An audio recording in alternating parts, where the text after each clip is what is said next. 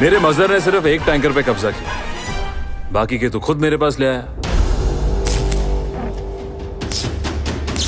कौन कहता है कि मैं निहत्था आया हूं? दुनिया का सबसे खतरनाक हथियार 2.5 किलो की बंदूक नहीं, ये 1.5 किलो का दिमाग होता है। तोड़ूंगा भी और तोड़ फोड़ के जोड़ूंगा भी। मारो इसे।